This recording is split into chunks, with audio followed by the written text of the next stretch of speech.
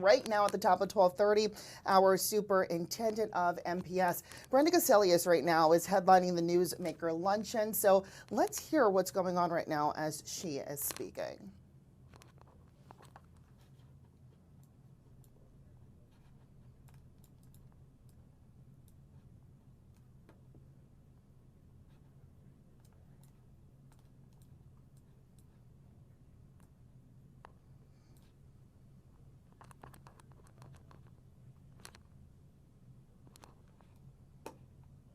All right, well, we do have the audio up. I'm not sure why we can't really hear her right now.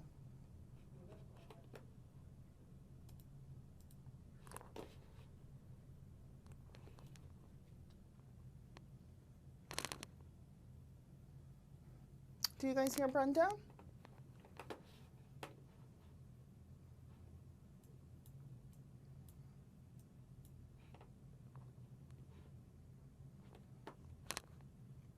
Okay. Yeah, I'm not sure why we really can't hear her right now. We're having some audio issues. We have it up on our end. We're not hearing from her end. So in the meantime, let's go to Ben Crump right now and his affiliates that are having a press conference. Let's take a listen in here.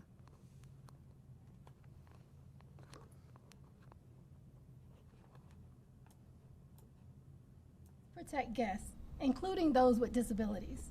Kevin's life mattered, and the family wants to make sure that this does not happen to any other family, and make sure that this kind of preventable loss never happens to anyone else's child. And I have a list, lastly, I have a list for everyone with the proper names, the spellings of all the people in attendance that I will pass out to you all. Thank you so much. Thank you so much, Attorney Jackson. And as Attorney Grinke noted, and very important to note that Kevin was not under any medical restrictions that would have prevented him from riding on the Universal Studios Epic Universe Stardust Racer roller coaster, under none. It's also important to note before we turn to the family is that there have been witnesses that have started coming forward who was on that ride like Javalise was. I'm sure nobody with a perspective like hers. But one such witness said when they finally stopped that I had to walk right by the victim, and the victim was completely slouched over the restraint. The interviewer asked him, was there any blood? He said there was blood, and most noticeably, the most noticeable thing that I noticed was part of the seat covering in front was detached, hanging off of the seat. And that is very telling because, as Attorney Jackson just reminded you all, just because you say there are no malfunctions, that doesn't mean that there are not safety issues. And that's what we have to identify. What were those safety issues that led to this tragic death of this young, vibrant son of Anna and Carlos?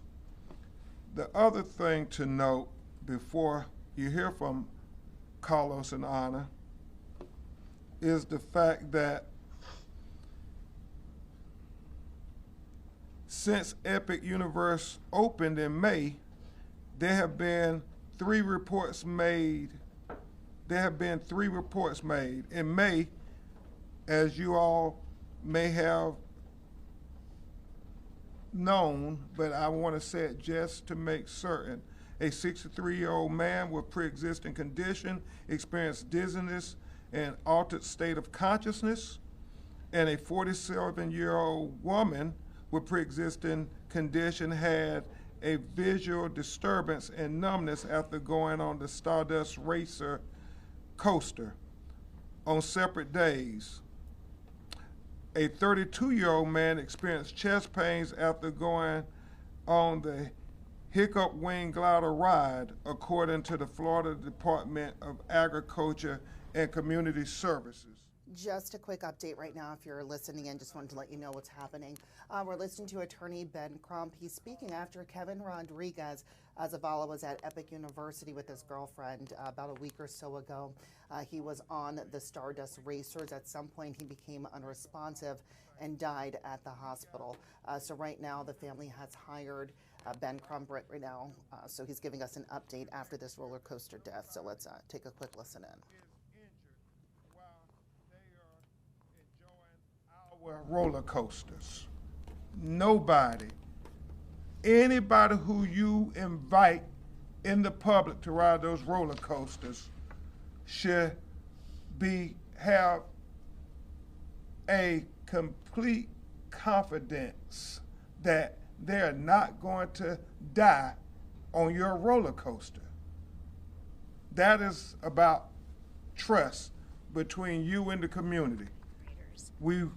This family wants to work with you to build that trust, but it's going to be done not cutting any corners, not having anything about, well, we got to rush it back into operation. We're going to learn more about what's happening at Universal right now as we're hearing some information from this press conference about the death of Mr. Zavala. But in the meantime, I want to go back to Dr. Brenda Caselius right now, who is at the luncheon. We were going to hear from her before, but couldn't get the sound. So right now, let's do that and hear what's happening at the Newsmaker luncheon.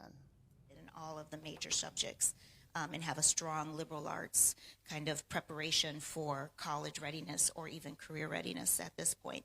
So I want to really address and start talking to the community more about the program opportunity for students. And that's not even to mention, that's only on the academic side.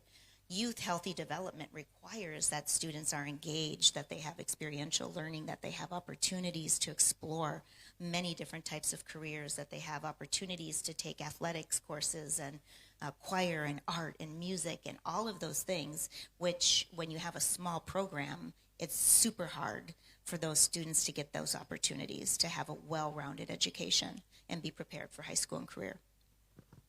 Another facilities question for you. So as the district has been weighing which buildings to close, one of the considerations has been whether it has air conditioning. And most buildings at MPS either don't have it or have it in very few parts of the school. And I know you have some experience bringing air conditioning into schools. Thinking long-term with MPS, especially with climate change considerations, do you see a path for getting air conditioning into more MPS buildings, and how would that be achievable? Well, you know, in Boston, it was something that teachers brought to me right away and said, you know, it's 90 degrees in these buildings, 100 degrees some days. It's just not a conducive educational environment. All of you can understand that. I think the harder thing here in Boston was a funding mechanism. So in Boston, you know, the city funds the schools. The state only funds it by 10%. So I only had to go and convince the mayor to do it.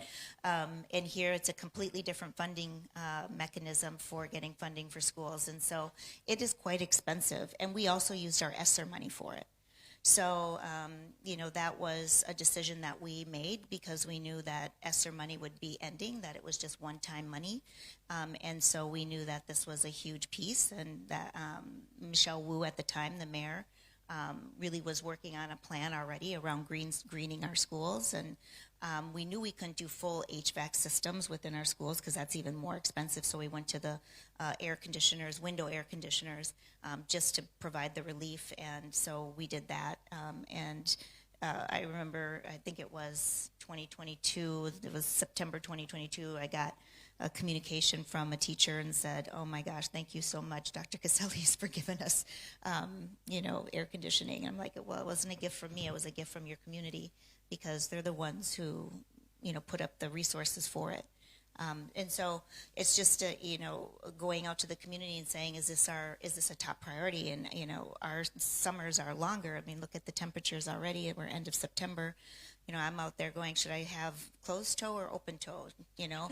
And normally by now I have just closed toe, you know? So I think, you know, absolutely in the future, it's going to be in our future. We are going to continue to warm up. And so we're going to have to do something. But I think anytime we're doing rebuilds or we're doing major renovations, we should be considering greening our schools in multiple ways than just air conditioning. You just brought up ESSER funds, which, if people aren't familiar, that's the money, the federal money that schools got because of the pandemic. How much did MPS get? I don't know. I know, I exactly. just put you on the spot. I wasn't planning. I don't know exactly how they got. We got $400 million in Boston, so I would assume it's close to that. I wasn't planning to ask. Sorry, yeah, I didn't mean to. I don't have that exact But number. I'm wondering, looking, now you're here for 6 months, do you think that the Milwaukee School District used their ESSER funds wisely? You know, I honestly haven't even looked at how they use their ESSER funding. I've been busy working on the current FY24 audit and 25 getting it on time and 26 rebuilding. And I haven't spent a lot of time in the past because we're moving forward. And so there's nothing I can do with my energy to continue to look at the past, although I have to observe what we have now.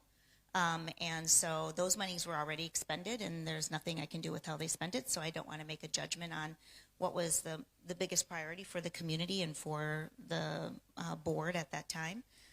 For us, it was investing in our air quality in Boston, and so that was part of investing in our air quality. We also put in air quality sensors in all of our classrooms and administrative spaces, which allowed for anyone to go in and look at the level of carbon dioxide. Just taking a moment there, listening into Dr. Brenda Casilius with the superintendent of MPS at the Milwaukee Press Club Newsmaker Luncheon, and we're just hearing her briefly talk about a question was asked. She's taken questions from some journalists asking about air conditioning in schools, how hot it is, and with climate change, do they see a path with some of these buildings getting some air conditioning?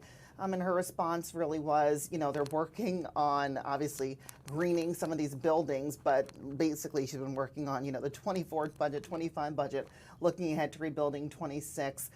She knows that where she came from in Boston, they used some ESSER funds to help with that. So that is one of the things she'll be looking into in the future. We're going to come back to this, but I also want to talk to one of our reporters, Abril Preciado, who is on the scene right now of an update of a story that we've been working on out of UWM. So let's take a quick break, and we will be right back with some more information from Abril. We'll be right back.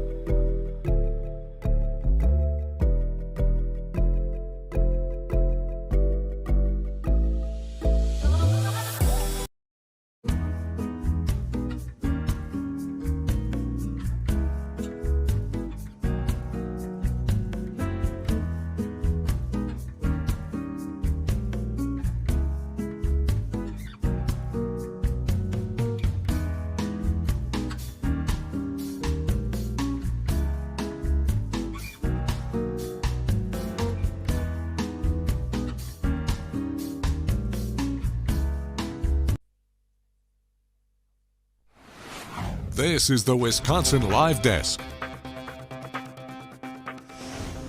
Good afternoon and welcome back to Wisconsin Live Desk. I'm Derica Williams. We're just kind of seeing what's going on this afternoon around town to just kind of give you an update on.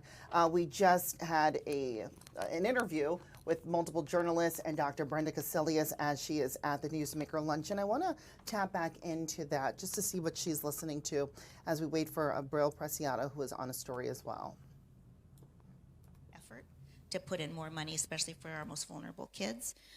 As to your first question, which was the H-1B visas. So we had decided a while ago, just because of the political climate, with ICE and all of that, that it would be challenging. Obviously, we had a paraprofessional that self-deported, and the fear and the challenge to families when they come and how hard it is for them to just live here is just incredibly challenging. So we had decided that it probably was going to be really hard to get those applications through. It can take up to 6 months to get those applications through. Now that there's even further policy by the administration, I think that makes it even more challenging. Does that mean we won't do like a one-off? We had an Italian teacher who graduated with their doctorate from the University of Madison and wanted to teach at one of our school of languages. And the principal called and said, I've got this teacher, can we get this teacher hired? We will work with that, but in terms of a major strategy of going out, it's not out of the question. We might do some of that, but now that we've been now delivered some really hard blows to that being a key strategy for the way that it used to be with $100,000 per teacher. Back to the possibility of school closures. I was wondering if you could share more about what you think should happen to the buildings. And right now, under state law, MPS in particular isn't able to sell buildings to anyone other than a school operator for the first 2 years. That some people have said have made it harder for the district. Is that something that you would advocate for changing? And what do you think is the best path for those buildings? Yeah, I don't think that the state should tie her hands on our buildings. I think it's a disincentive to sell the buildings.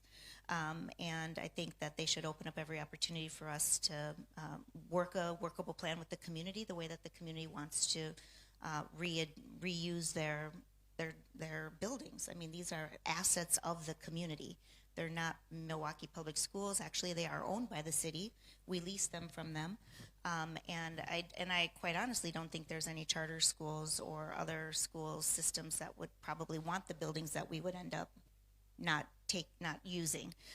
So they would need major renovations. And so I would like to see them be used, like if they're totally far gone, I would love to see them become parks or playgrounds and spaces for the community centers, repurposing them for community centers and the elderly, maybe housing opportunities. There's a number of ways to repurpose buildings. When you were in Minneapolis, you did some pretty innovative things in the district. You did something called Concept Council, where you created... That was in Memphis. Oh, I'm sorry, Memphis. Where you created like regions run by principals, mm-hmm. And then also, maybe this one was Minneapolis, you took the kids off the yellow buses, put them on city buses. That was in Minneapolis. Okay. So are these things that you would consider doing in MPS? Well, all ideas are on the table, and all ideas work well for the community that you're in it. So I just really want to qualify that any ideas that I did in other cities that worked for them may not work in Milwaukee, but may work in Milwaukee, right? So you have to contextualize anything that you did, but I learned from my own experience and from the experience of my colleagues across the nation and some of the best practices. It just made sense in Minneapolis to the way that we were positioned, and our data showed us that you'd have a big, huge bus going, and it was costing us millions of dollars to run these buses, and you'd have 2 kids on the bus. It just didn't make sense to do that, and then put all this, gas in the air. So it just didn't, and the Metro Transit didn't have good ridership, so it's great to teach kids how to use ridership, and how to use public transportation, and be comfortable using public transportation. It was also a way to get kids out of their neighborhoods and into the rest of the community and using the community as a learning lab. And it was part of our high school redesign. We really wanted our kids to be able to have freedom to go to different schools for different classes. Go to the college, we had a program in Minnesota called PSEO. It's post-secondary education options. So they could go to the local university for half of their day or even a whole day, and it's paid for by the state. Just those kind of opportunities, it made a lot of sense to give kids more opportunity to get out of their community, get into the city, learn from the city, and then be able to get additional academic opportunity. So that made a lot of sense. The Concept Council was really, I was 35 years old. Carol Johnson asked me to be I went down to be a principal of just one school, and she asked me to lead 31 schools, and I said, "Are you crazy?" I just came finally to get my principalship and to turn around one school. And she asked me, she said, "I trust you, and I want you to lead all 31 middle schools." And at the time, of those 31 middle schools, only 4 were making AYP, which is adequate yearly progress with the state, and 14 were in state corrective action. It was just a lot of mess. We still had corporal punishment in Memphis when I first got there, and Carol put me in charge of the plan to end corporal punishment as well. She sat me at a table and she said, "You're the only person I trust to get this done and do it right." And so we did it for 117,000 kids, ended corporal punishment. What the community sentiment was 80% in the parent survey said they wanted to keep it. So, it came down to a 5-4 vote at the board for Dr. Johnson really pushing for us not to use that as a punishment any longer within our schools. And I think it made a huge difference in the culture and climate of at least in our middle schools. And we were able to turn our middle schools around within 4 years. We saw a 22 percentage point gain in reading from 6th grade to 8th grade. We saw a 43 percentage point gain for students with disabilities in reading. I think that those things made a huge difference. We put instructional facilitators in all of our schools. We put in a parent coordinator and liaison in our schools. And the thing that I loved about the Concept Council was it wasn't anything that I drove. It was that we had 31 schools, and we took an experienced principal, had them lead 5 other new principals pretty much, because I think we replaced quite a bit of principals. They were in aspiring principal programs and that sort of thing. And so then they led that group, and they tended to care so much more about the whole schools moving rather than just their own individual school. And that was so rare. That magic of caring more about all of the schools and not just your own personal school was something that opened up an incredible sharing among our professional community, among principals. And we were reading together, and we were learning together and growing together and just doing remarkable work together on behalf of children. You've made clear that literacy is a cornerstone of your approach here, and you want to see improvement there. Not that long ago, we had national NAEP data that came out and showed something like a 30-year low on reading scores nationally. Within that, Milwaukee has some of the worst reading scores out of any large urban district, and you've already acknowledged as much many times. Why do you think in both Milwaukee and now nationally we're seeing a decline in reading scores, and what do you think are the most important steps in turning that around? Yeah, so I don't know if we see a decline necessarily, because we're pretty low already. I think it might be that others are recovering faster than we're recovering. I think that we had some challenges with recovery, and I think from COVID, and I think everybody is seeing still challenges, with children's mental health, attendance, those sorts of things. You can't teach children when they're not actually in school. This is still a challenge for us. And so we've got to get families to really support us and have good intervention and prevention programming and have good engagement and opportunities for kiddos. This is one of the things with the middle school and moving to a junior high school model is engagement and getting kids engaged and connected in a sense of belonging. Then they'll come to school. And so those are just really important pieces. When they're on an athletic team or they have a good peer group and a good social group, they come to school. And when they come to school, then if you have engaging lessons and teachers are confident and feel supported, it's not brain science to get these things going. It is really about the people. It's about the adults who create the conditions in which children succeed. It is about giving Going to let Dr. Brenda Casillas speak, but just wanted to give you a heads up if you're joining us right now. That is our MPS superintendent right now speaking at the Newsmaker Luncheon, speaking with journalists and others, fielding some questions when it comes to buses, to buildings, just kind of how she did things in the past. So we're learning a little bit more about some insight. So just wanted to give you guys a quick little catch up if you're tuning in. You know, yeah.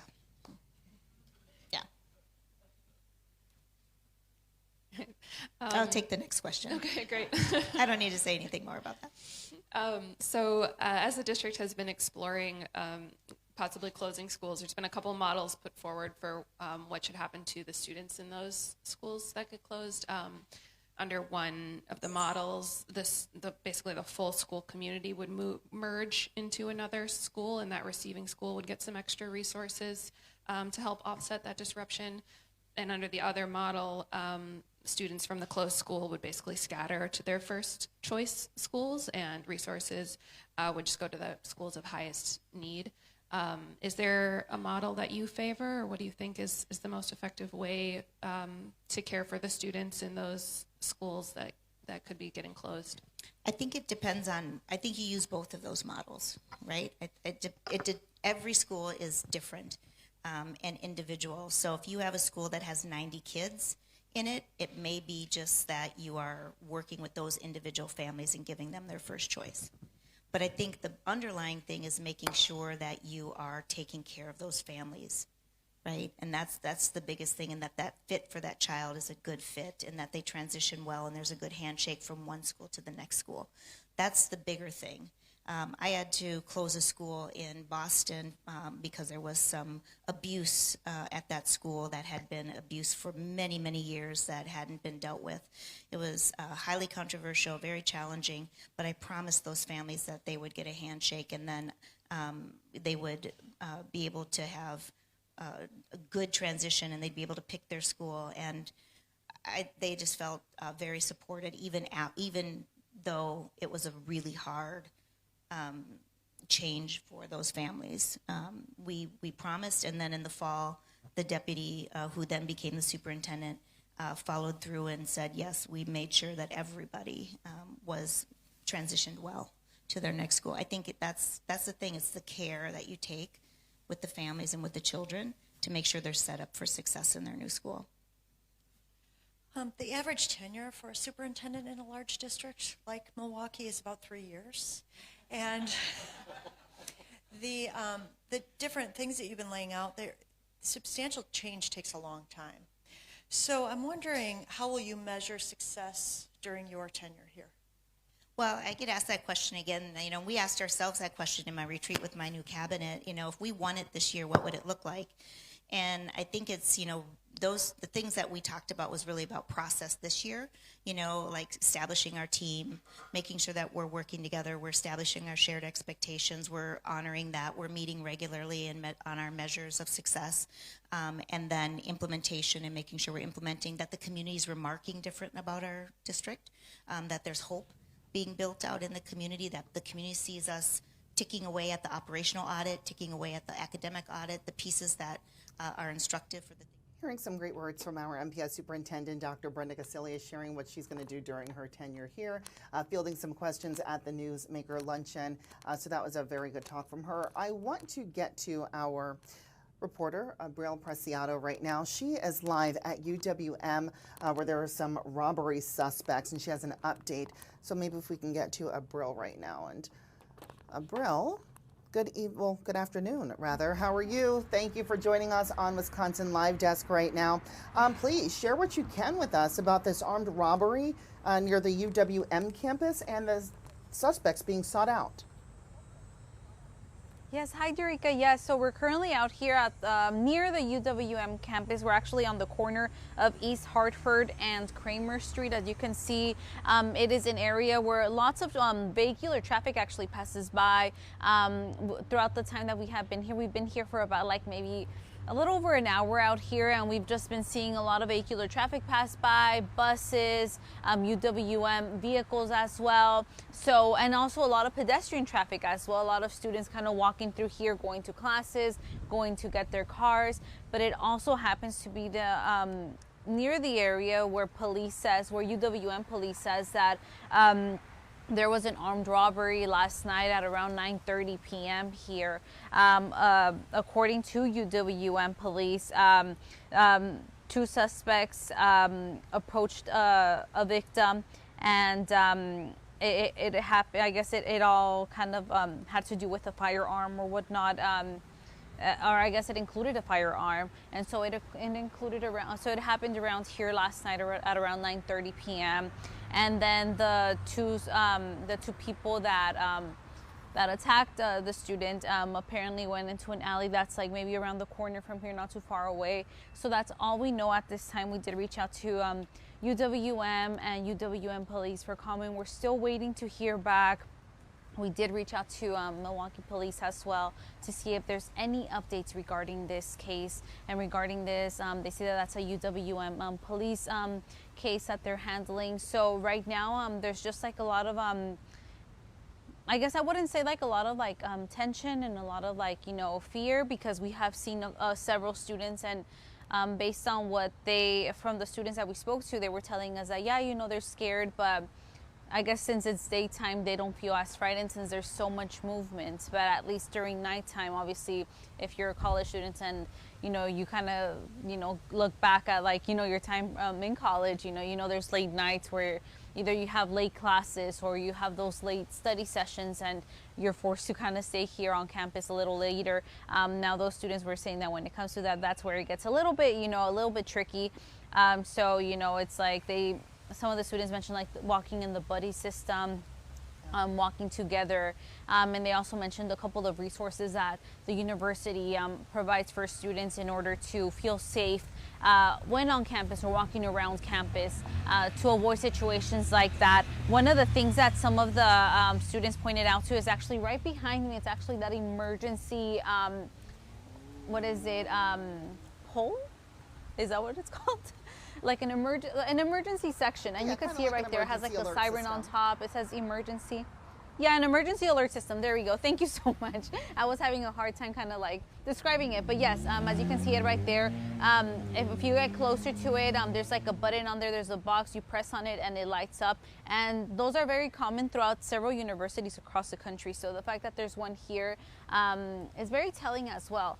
You can tell that there's a lot of security around the area. And that's actually another thing that some of the other students were also telling me, the fact that, you know, they were surprised to hear that happened here because of how secure the area is. They say that, you know, this is predominantly a pretty safe neighborhood and a pretty safe area, just let alone the fact that it's like right here on the same block as UWM.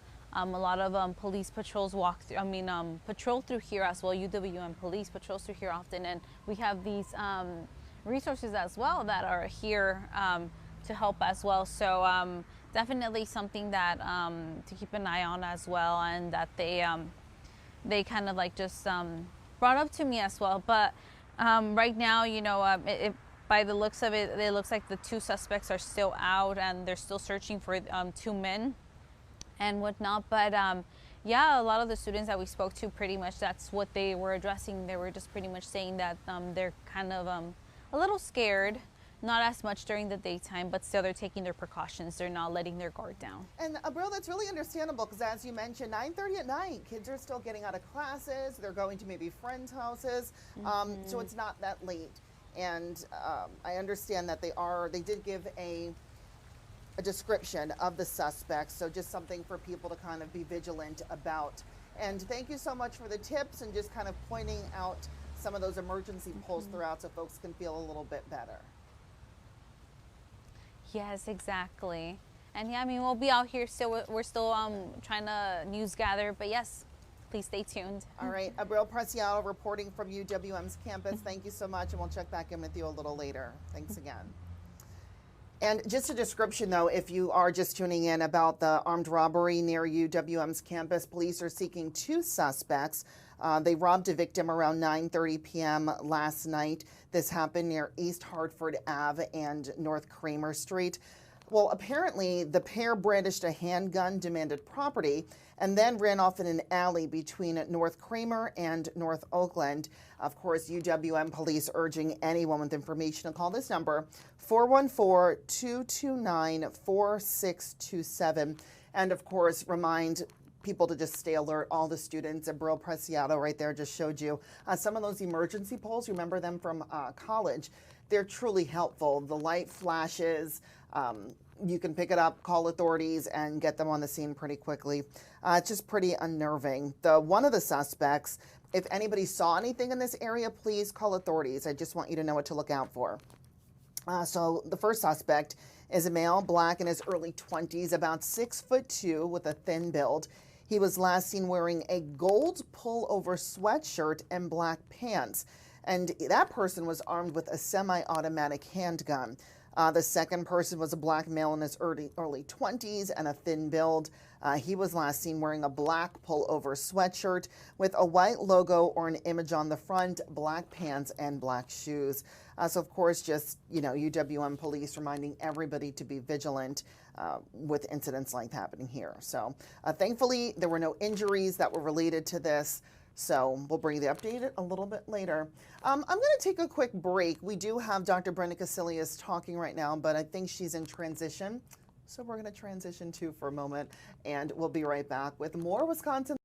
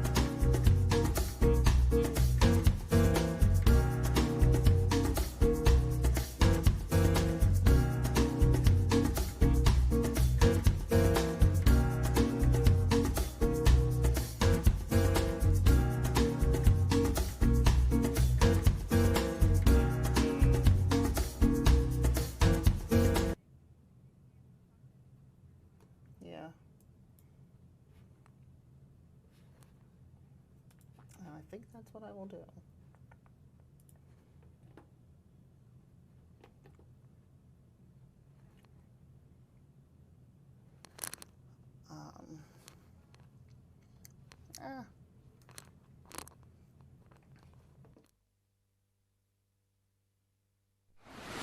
This is the Wisconsin Live Desk. Good afternoon. I'm Derica Williams, manning the Wisconsin Live Desk this afternoon. Just trying to share what's going on behind me, what's going on in some of the different areas around the country. Right now, J.D. Vance is speaking, so I want to hear what he's talking about. Apparently, he is in Concord, North Carolina, perhaps talking about public safety issues. So let's take a listen in to see what he's talking with.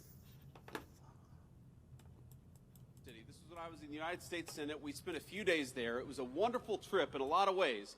But you know, every time we went to the subway, I'd have one of my kids grabbing onto my leg or afraid because there was a crazy person yelling, hollering, and screaming at a 3-year-old little kid.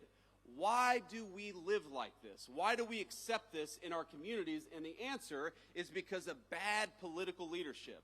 We have accepted for too long this idea that we ought to give over our streets to criminals and to vagrants and to people who are screaming at us instead of taking back our streets with our incredible law enforcement.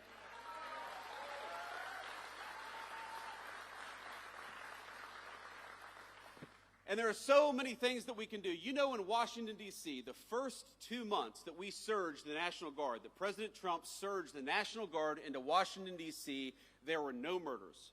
Not a single murder for 2 weeks in the streets of Washington, D.C. And you know, we have all these world leaders who come.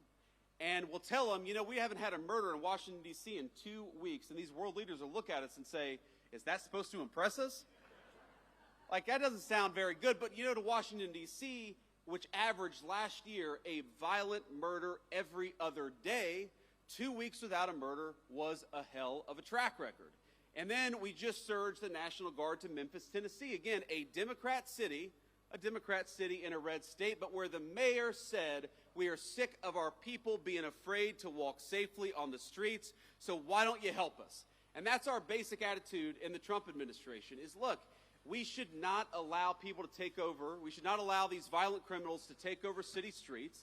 And if the local government wants our help, if the local authorities want our help, then we are going to help them because we stand for American safety everywhere, whether it's a big city or a small one. Thank you, young man. So this is what it means. Being pro-law and order is actually not that difficult. There are some things we do, some issues we address that are so complicated and so challenging, but supporting our local law enforcement is actually pretty easy. It's just a question of political willpower. Here's thing number one, very simple. If our great police officers find a violent criminal and lock them up, we ought to keep them locked up instead of letting them back on our streets with a slap on the wrist.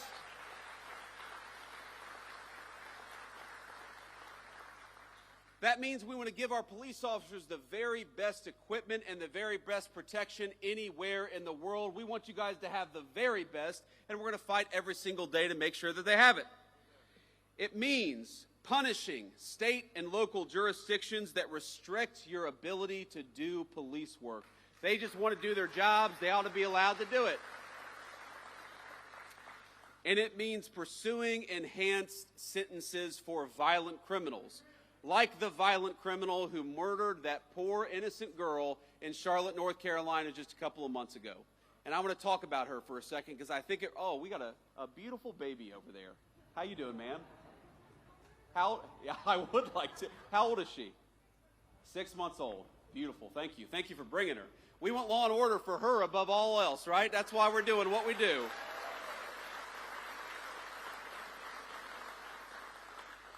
But we all know a couple weeks ago, and it's one of these things that got bumped out of the news because of the political assassination of Charlie Kirk. And so let me talk just a bit about that.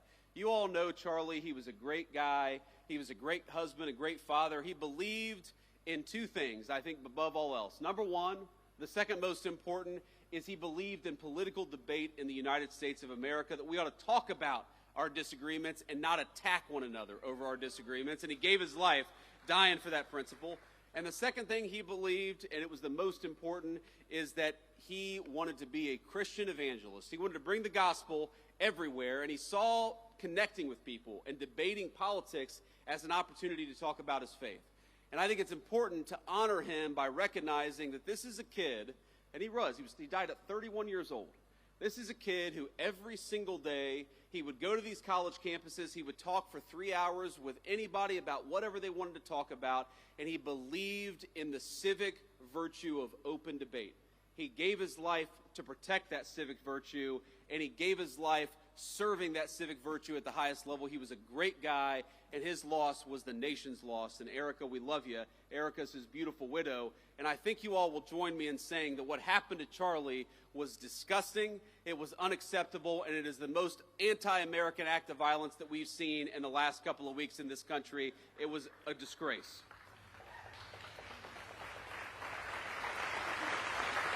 But thank you all.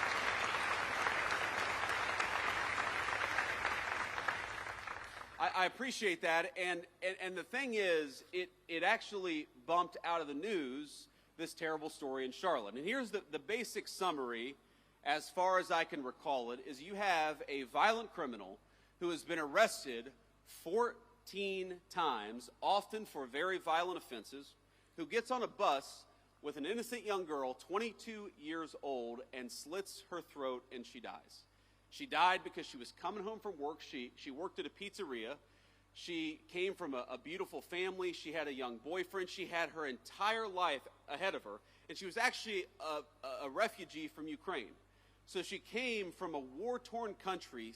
She sought shelter in the United States of America, and because of soft-on-crime policies, she was murdered here, not in the war-torn country she came from. Isn't that a disgrace?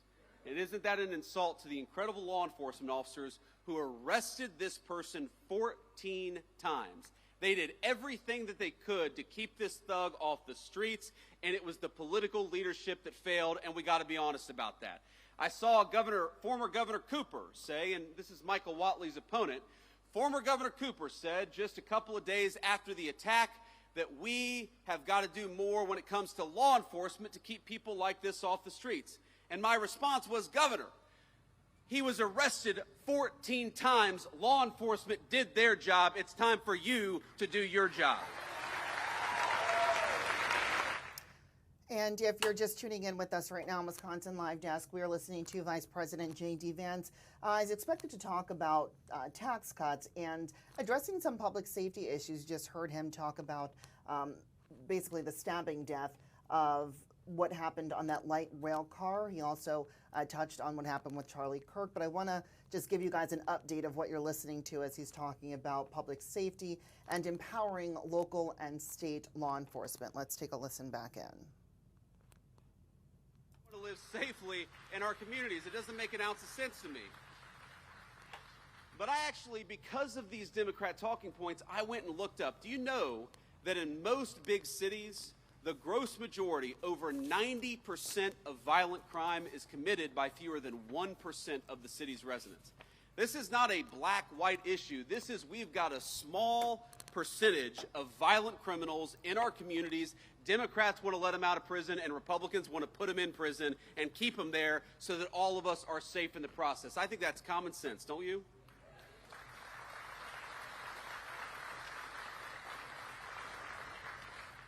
So I also got to talk a little bit about another law and order problem. I said Charlie Kirk's assassination was the most political and disgusting violence that we've had in this country in the last couple of weeks. And that was true maybe until this morning, because I don't know if you all have followed the news, and we're still learning a little bit about it. But what we know is that in Dallas, Texas, an ICE facility, an Immigrations and Customs Enforcement facility, was opened fire upon by a violent left-wing extremist, a person who wrote anti-ICE messaging on their bullets, and there's some evidence that we have that's not yet public, but we know this person was politically motivated. They were politically motivated to go after law enforcement. They were politically motivated to go after people who are enforcing our border, and I think that is the most disgusting thing. The very people who keep us safe ought to be honored and protected and praised by Democrats and Republicans alike. It is time to stop the rhetorical assault on law enforcement. Because here's what happens. Because here's what happens when Democrats, like Gavin Newsom did, say that these people are part of an authoritarian government. When the left-wing media lies about what they're doing, when they lie about who they're arresting, when they lie about the actual job of law enforcement, what they're doing is encouraging crazy people to go and commit violence. You don't have to agree with my immigration policies. You don't have to agree with Donald Trump's immigration policies. But if your political rhetoric encourages violence against our law enforcement, you can go straight to hell, and you have no place in the political conversation of the United States of America.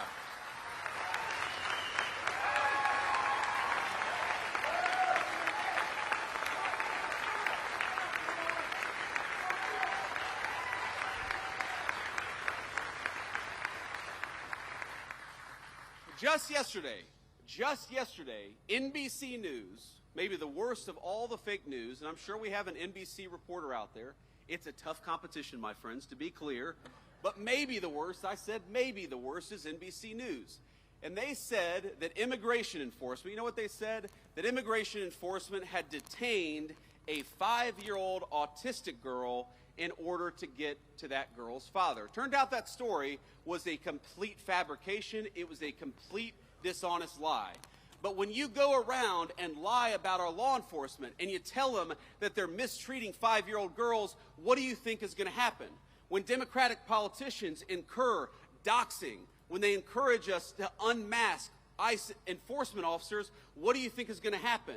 When the mayor of Los Angeles encourages violent protesters to get in the face of our law enforcement, what do you think is going to happen? What's going to happen is political violence, and political violence has gotten out of control in this country. We got to stop it, we got to condemn it, and that starts, unfortunately, at the very top of the Democratic Party. If you want to stop political violence, stop attacking our law enforcement as the Gestapo. If you want to stop political violence, stop telling your supporters that everybody who disagrees with you is a Nazi. If you want to stop political violence, look in the mirror. That's the way that we stop political violence in this country, and we've got to do it.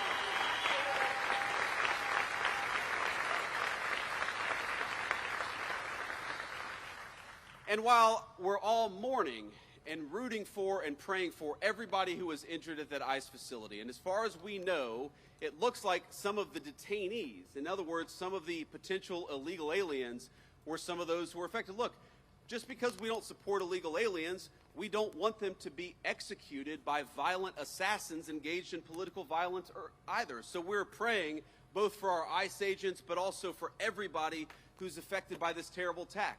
But that was an ICE facility. And as these guys behind me know, and a few of our police officers know, police officers writ large face too many threats of violence all across the United States of America. And we know where it started. We all remember the summer of 2020 when all of these violent protesters were encouraged to treat police as the enemy instead of as the solution. You'd take 1,000 police officers, you'd find one person who didn't do something perfect and use that one guy to tarnish the other 999 police officers.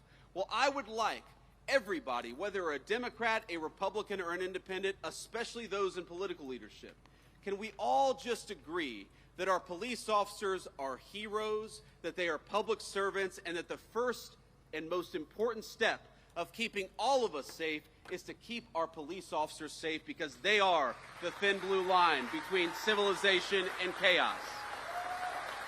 Thank you all.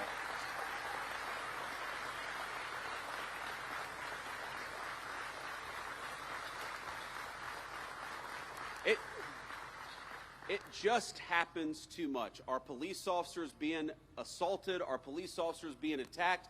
You have these crazy attacks where you have a cop in a squad car who's enjoying their lunch break, and somebody comes up and summarily executes them before the cop even had a chance. It happens way too much, and it happens because too many of our political leaders have encouraged it. Now, it's not just that. It's not just the rhetoric that encourages violence against our law enforcement. You know, when I was in the Senate, there was a big bill that was going around, and it was basically that we were going to try to eliminate qualified immunity from police officers, one of the most disgraceful and worst ideas that I've ever seen. In other words, that we were going to make it easy for criminals to sue police officers for doing their job. Now, does anybody think, when you see the fake news media and the way they attack our police officers, does anybody think that we need to make it harder for our police to do their job? Some of America's cities today have worse murder rates than the very worst third world cities all over the world. That's not a joke. You go to Port-au-Prince, Haiti, or you go to some... Well, thank you for continuing to watch Wisconsin Live Desk this afternoon. I'm Derica Williams. We were just hearing from Vice President J.D. Vance, who is in North Carolina right now. He's addressing public safety issues, initially starting with the stabbing death of a woman in North Carolina, then also talked about Charlie Kirk's death, and then most recently this morning, the shooting at the ICE facility. He's there to talk about not only tax cuts, but empowering state and local law enforcement. We're going to hear more from him, but I do need to take a quick break. When I do come back, though, we're going to hear a little bit more from his address right now, and then my colleague, Ted Perry, we'll pick this back up and continue with Wisconsin Live Desk. We will.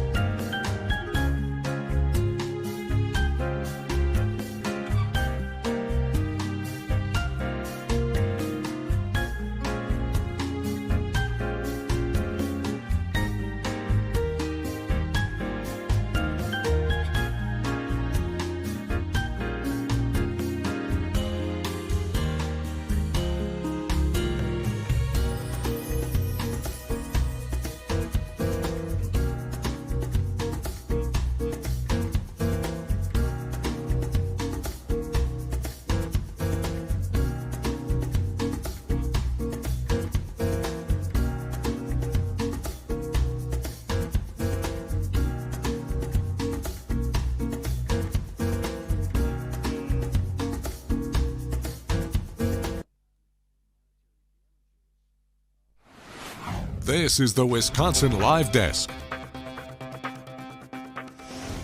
Good afternoon and welcome back to Wisconsin Live Desk. I'm Jerica Williams. If you're just tuning in, we were just listening to Vice President J.D. Vance. He is in North Carolina right now, talking about, enhanced sentence for violent criminals.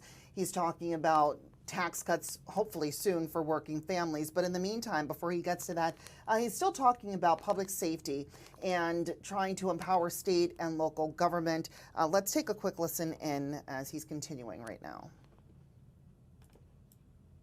By about $10,000 over the 4 years of the Trump administration. It means that if you're working on tips or if you're working an overtime shift, the government is going to take less of your money, and I think that's a pretty good idea, because if you're working hard, I think the government ought to keep its hands out of your pocket. We're going to do all those things. Because I believe the American dream is fundamentally about this principle. It's about the principle that for all the parents and grandparents out there, and I'm now the parent of 3 beautiful young kids, I just want them to have a better life than the life that I have. That, to me, is the core of the American dream. The promise that if you work hard and play by the rules, we're going to give our kids and we're going to give our grandkids something that's just a little bit more prosperous, a little bit more secure, and a little bit more proud than what we were given when we were kids. That is, I think, our sacred obligation. That by inheriting a great country from our parents and grandparents, we got to pass on something even greater to the next generation. But none of that matters without law and order and public safety. How can you have the American dream if you can't walk down your neighborhood in safety? How can you have the American dream if you're worried about getting mugged when you're taking your family out to a nice meal downtown? How can you have the American dream when every celebration, every big moment in a person's life, you're too worried about violent crime and not focused enough on the things that make life worth living? One of the things that we have got to get back to remembering is that if we want to preserve the American dream, we've got to preserve the right of everybody, rich or poor, to live in safety and security in their neighborhoods. You know, when I grew up in Middletown, Ohio in the 90s, we didn't have a whole lot of money. I was raised by a woman who struggled very often to put food on the table and clothes on her back. Mamaw. Everybody loves Mamaw. Most of all me. But you know what? For all of the problems that we had, for all the times that Mamaw was worried about where our next meal would come from, for all the times that Mamaw was sometimes terrified that she wouldn't be able to make an important bill payment, we never worried about public safety. And the reason we never worried about public safety, the reason she knew I could go across the street and play in the park in safety and comfort, is because we had something in this country. And that was a recognition, Democrat and Republican, that we stood with law enforcement and we stood with their mission. It didn't matter what your political affiliation was. We wanted to support people who kept our communities safe. And that's something we've gotten away from, because a lot of the people who report on the news, a lot of the people who actually make policy in Washington, D.C., let's be honest, they are wealthy people who can block themselves off from the consequences of the policies they impose on the rest of us. Now maybe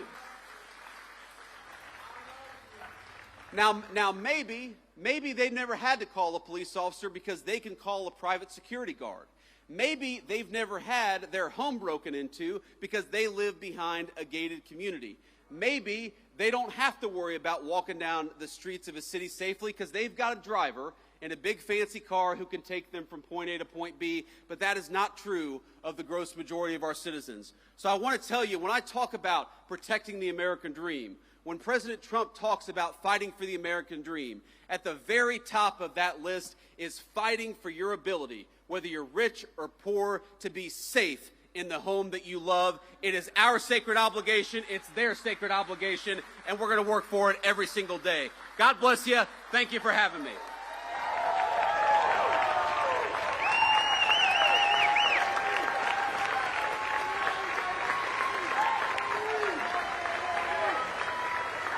Now,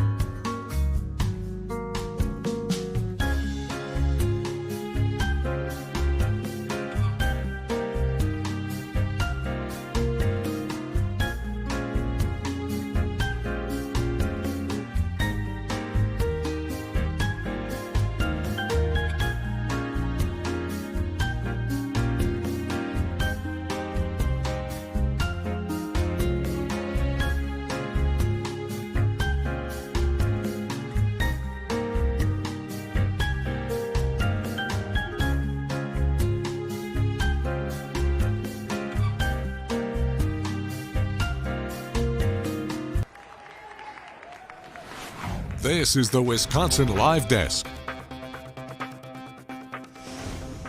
Everybody, Ted Perry with you, starting our second hour here, 1:35. Thanks to Derica Williams for taking us through the 12:30 to 1:30 hour. We have been monitoring J.D. Vance's speech in North Carolina, talking about a number of topics. I want to take you back there right now. Now the next reporter is going to be, hey, I'm from CNN. Can I get a photo with you too? I wish that I got questions that easy. I'm not holding out hope. Sir.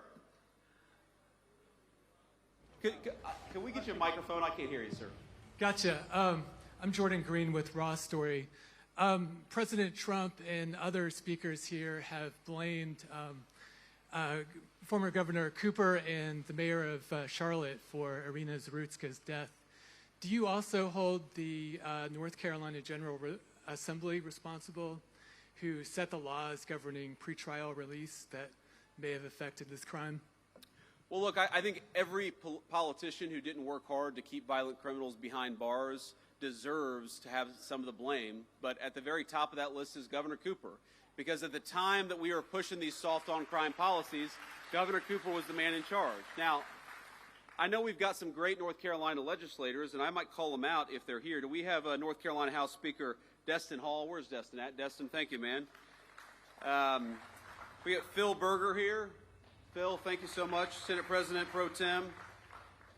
We've got County Sheriff Van Shaw. Where's County Sheriff Van Shaw? Thank you, sir. We've got Cabarrus County DA Ashley Shanley. Is it Shanley? I got that right? Okay. Of course, we've got North Carolina GOP Chairman Jason Simmons. Jason Simmons is... That's a celebrity in the Trump White House there. North Carolina Labor Commissioner Luke Farley. Luke, where are you?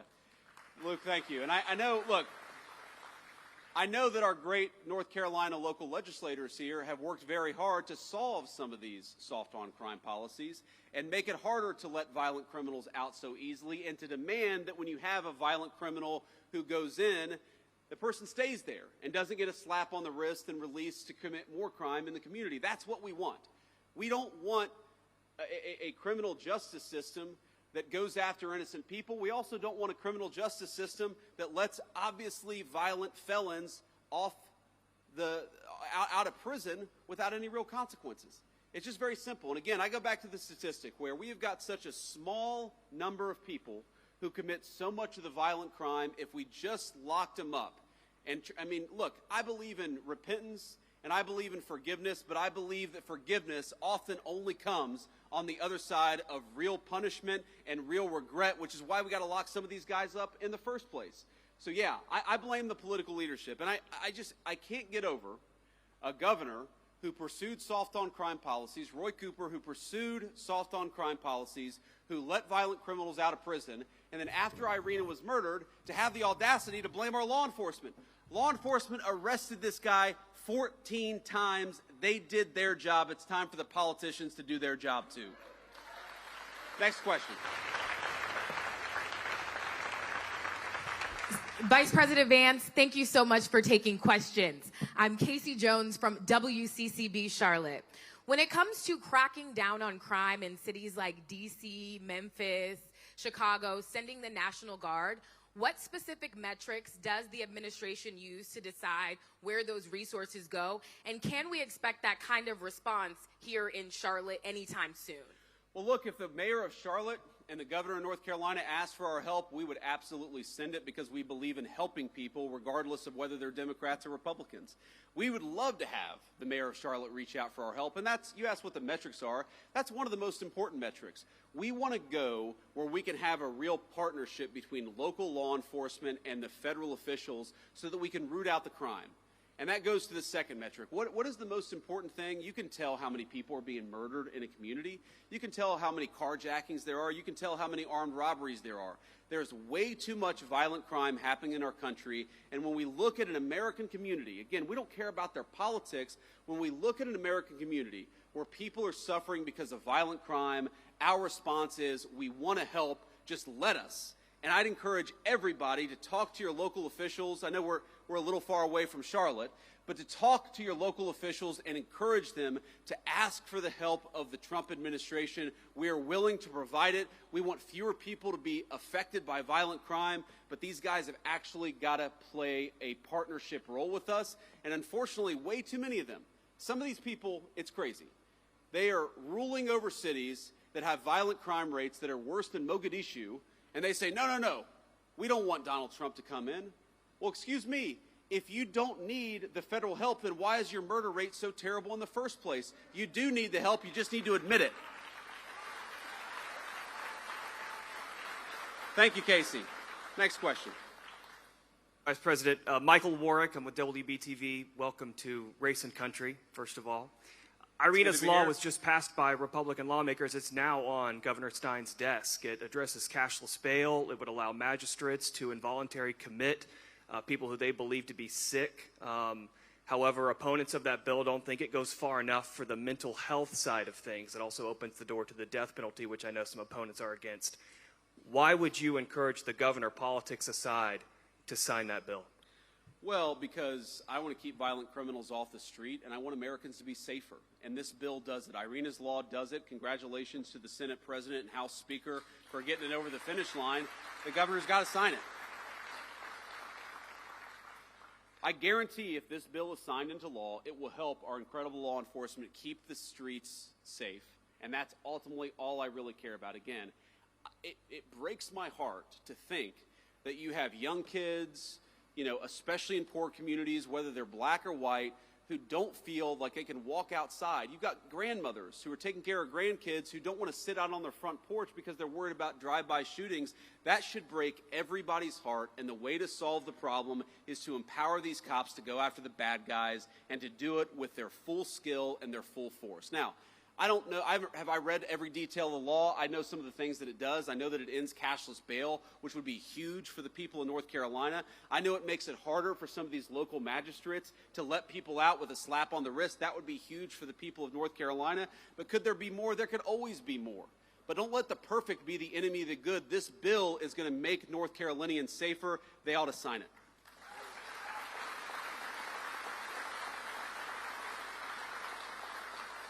Hi, Mr. Vice President. It's Kit Maher representing the White House TV pool today. I just have two national questions for you, if you'll allow it. Go ahead. Number one, on Ukraine, President Trump said that Ukraine can fight and win back its territory. Could you explain the shifting stance there from stopping the bloodshed immediately, ending the war, and now saying that Ukraine should fight? Is that a tactic to pressure Putin back to the table? We'll go ahead and do the second question. Yeah, second question. Yeah. Last year, when I was covering you on the campaign trail, you told Joe Rogan that the difference between Harris and Trump is that Trump is not trying to censor his fellow Americans. I'm wondering if you can square your fervent belief in free speech with what's going on now with Jimmy Kimmel and the FCC pressure. I'd love to hear your thoughts on both of those. Well, look, on the free speech conversation, I'm pretty sure that Jimmy Kimmel was back on the air last night, and to the extent that he's not back on the air, it's because he's not funny and has terrible ratings. This is not a federal government problem. This is...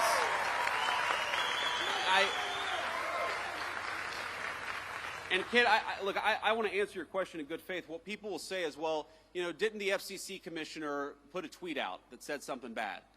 Well, Kid, compare that, the FCC commissioner making a joke on social media. What is the government action that the Trump administration has engaged in to kick Jimmy Kimmel or anybody else off? Okay, you've been watching Vice President J.D. Vance speaking in North Carolina. We're going to take a little break, and when we come back at the other side of the break, we're going to bring in Tim Van Vorn, our sports director, to talk about, well, maybe we look back to Sunday a little bit and figure out what went wrong there, but we look forward to Sunday night against Dallas, which will be a huge game. So keep it right here. You're watching Fox Local. I'm Ted Perry. We'll see you after a quick ad break.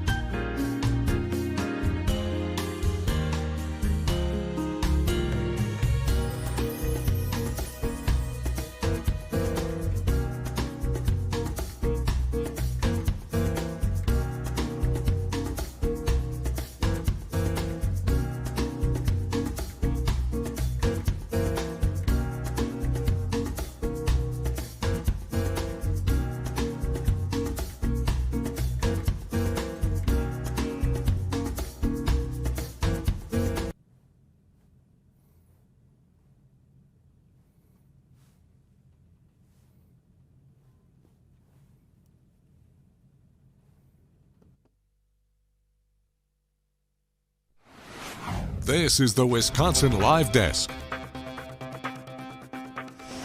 It is indeed. It's Ted Perry. It's 1:46, 66 degrees outside in Milwaukee with you for this hour from 1:30 to 2:30. And the beauty of the Wisconsin Live Desk is that we can take you around the world and we can take you from issue to issue. We've talked about a lot already in the few minutes that I've been with you. We've been listening to J.D. Vance talking in North Carolina about a number of issues. But it's Wednesday, and that's a day that we like to bring in Tim Van Voren. So let's start with that. TVV up in GB with TP. How about that? I don't know if that's a segment that we can really do, but let's talk, first of all, if we can, Tim, about last week. And let me set the stage for you. I'm eating tacos in San Diego after kayaking with my girlfriend in sea caves. And then we come back and we're just checking scores, and we're like, this can't be right. It says the Browns beat the Packers, and we just thought, we were in a cave for too long. What happened? What was in those tacos, huh? Yeah, you had to be Yeah, the Packers,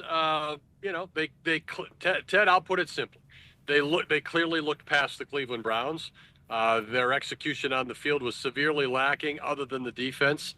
The coaching staff was, looking past them, did not come up with a very successful game plan, didn't really have much in the game plan, to be honest with you. Again, I think it was just hey, we put a lot into those first two games of the season. We're going to win game 3 here and get ready for the Dallas Cowboys, and obviously it didn't happen.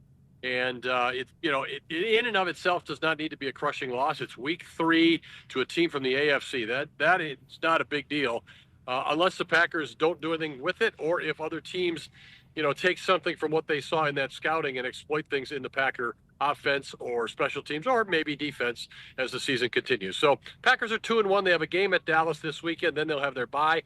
Ted, if you had said the Packers would get out of September 3-1, I think most people would take that. Just wouldn't be the 3 that you thought maybe and the 1 that you thought. Exactly. So let me ask you one more question about that. Could this be a positive? Could this be the slap in the face that say, can we just stop with the undefeated talk? Can we just stop with the Super Bowl talk and go week to week and prepare for the team that is on the field this Sunday? Because after those 2 wins, and they were 2 impressive wins to start the season, people started saying some pretty dreamy things. Yeah, the Packers were certainly anointed in the national sports media, in the local sports media, and in their own locker room. They got definitely a lot of drinking their own bathwater here recently in Green Bay, and you're right, that could come from it and turn it around, and it will not be a negative. It will be a positive. It's a long football season. As Micah Parsons, I asked him the question, he said it.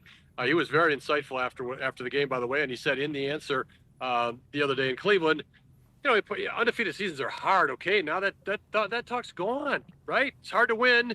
We're a good football team. We're going to go forward. And for Parsons, that's really interesting now because they go to Dallas, where he, of course, started his pro career and came to Green Bay from there just prior to the start of the regular season. This was always going to be a big game just because of the nature of these two franchises, both of whom, or their fan bases, I shouldn't say the teams themselves, the Cowboys more so than the Packers, claim to be quote-unquote America's team. Both fan bases will say that. You can't go into any city in America and not find a Packer bar.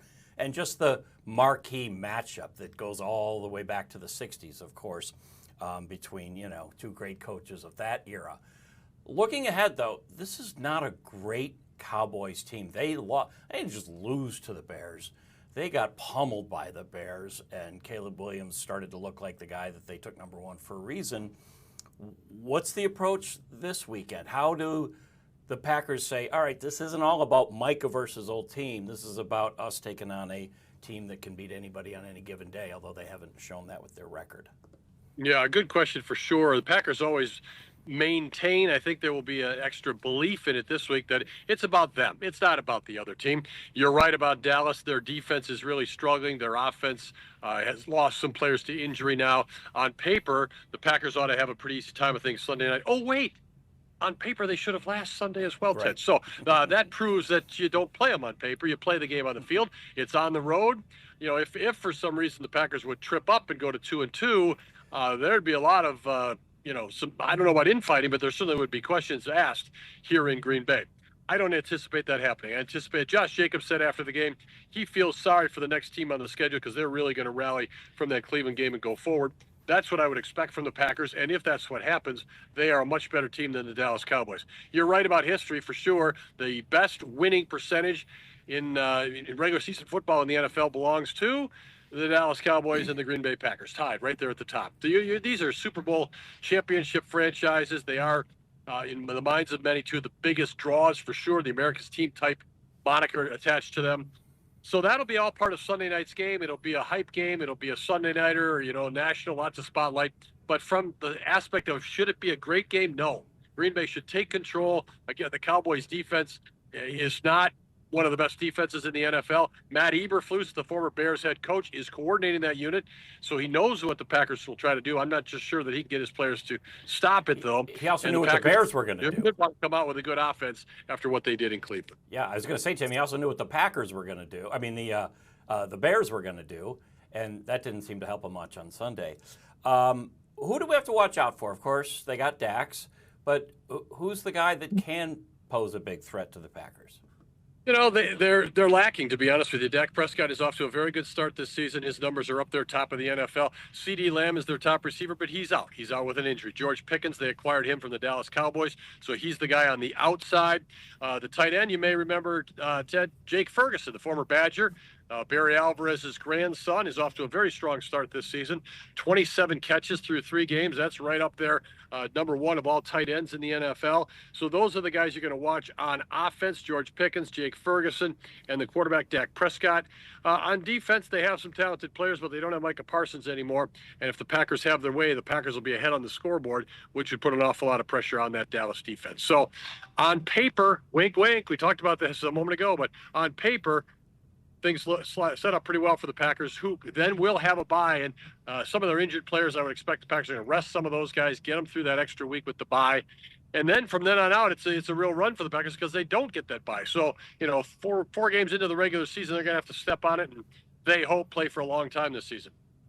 Let's talk about the health of the Packers. Who are they mostly are closely watching this week?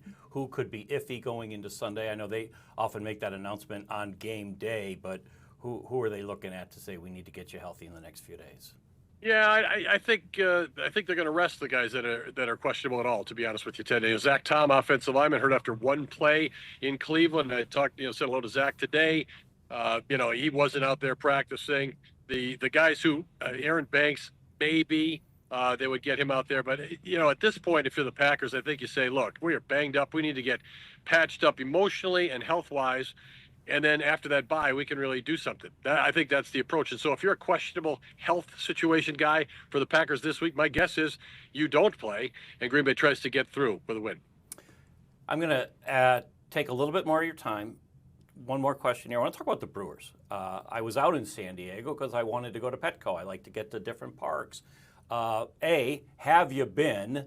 And 2, what'd you think of the place if you have been? I have been. I love the setup. You walk right across the bridge, depending on the hotel you're in. It's a downtown setting. Opens up beautifully to the city. It's a nice layout. The sight lines are cool. It's San Diego weather. Yeah, definitely liked it. Brewers haven't liked it so far in this series. They might see him again, though, in the postseason. Well, that's what I want to talk to you about. I mean, you don't hide. I mean, they put that lineup up, even though they clinched on Sunday. They put a lineup on Monday that was the lineup you'd say, yeah, this is game 1 of the playoffs lineup. Nobody was resting. All the stars were in there. Fast Freddie was on the mound. Their Padres are kind of hot right now. They are chasing the Dodgers. They're holding on hope. They're definitely in. That happened Monday night, the game I was in. They clinched a wild card. They're still hoping to get to the Dodgers. This scares me setting up because I know the Brewers are going to have that bye and hopefully home field advantage if they can keep the Phillies at bay. What have you thought, or what do the numbers show about that team getting that rest? Because baseball isn't a week-off sport like football is. It's not. You're exactly right. It's not the physical toll. Usually it's you stay in the routine. And teams that have had the bye last year, the teams that had the bye did not move along very well. The Dodgers won the World Series. The year before that, you had 2 wildcard teams all the way in the World Series. So the bye does not guarantee anything in Major League Baseball. I'd say this, though. I don't know how the Brewers are going to respond to their bye. They're going to have a bye here in the first round, whether the top seed or the second seed in the National League. They look worn out to me, Ted. They look emotionally worn out as much as anything else. They've had some physical injuries now, which has taxed other pitchers who wouldn't be in as high a leverage a situation. But some of the guys who really were producing offensively in August, young guys, I think they're just spinning their wheels a little bit right now. Isaac Collins and Jackson Chourio, I think they need a break, to be honest with you. So I do, and right now the Brewers are not playing great baseball. This isn't a role they necessarily want to continue. I think actually a bye will help the Brewers, or should help the Brewers as they go into this postseason. I'm not sure that they can get everybody back health-wise that they need. Brandon Woodruff is probably not going to make it. Maybe Trevor McGill will. They need some pitching reinforcements. They need to kind of get off their feet, I think, a little bit offensively. And then they need to catch, maybe not the role that they were on in July and August, but a good role that they have not been on here in the second half of September. And they need to just clinch this home field thing all the way through. Magic number for that is 2. Phillies lost last night playing the Marlins, the lowly Marlins. I mean, if the Phillies aren't going to help themselves, that's fine. We'll take that. They just need to win. Brewers need to win 2 of these next 4 games. They play in San Diego today. Then they got the Reds, who are still fighting for that wild card. But the sooner they get that done, the more they can emotionally relax and rest. And you point out, they look emotionally tired as well.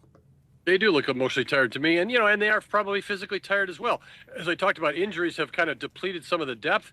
They played in St. Louis. They had the euphoria of clinching the division title themselves over the weekend. Then you fly all the way out to San Diego, and you're playing on Monday night. And you were there, Ted, but you weren't flying there Sunday after the game, and settling in there and playing another baseball game too. So the travel does take something out of you. To me, they would do well to get that magic number down to 0. Get that top seed in the National League. Don't really worry about the American League team at this point, if you're going to get the best record overall in baseball or not. Get that home field advantage for the National League playoffs. Take your bye, line up your pitching, and take your chances. Tim Van Voren up in Green Bay. At the top of the hour, I'm bringing in Jason Calvi to talk about the latest politician to throw his hat in the ring. Do you want to stick around for that, or should I let you go to cover practice or whatever's happening up there? Jordan Love and Micah Parsons are about to speak. So while I am a big fan of Jason Calvi and assume that the back and forth between the two of you would be absolutely top-notch, I'm going to pick the 2 highest-paid Packers. I can't blame you at all. Sports director Tim Van Voren. It's just like popping over to the sports office and chewing your ear over there, which is what I like to do on the nights when you're around. We'll see you in person soon, Tim. Enjoy your time in Green Bay and safe travels back. Nice being on with you today, Ted. Yep, we'll see you. All right, Tim, thank you. That was Tim Van Voren up in Green Bay. We are going to take a quick break here. And when we come back, Jason Calvi and the latest candidate to say, you know what, I think I might make a pretty good governor. I'm in. We'll have that coming up after this break.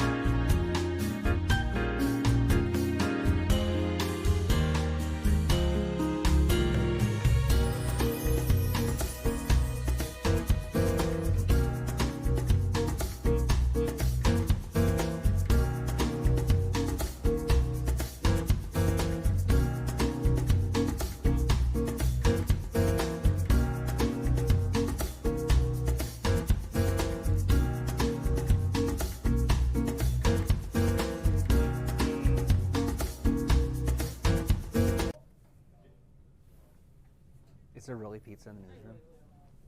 I'm hitting open, right?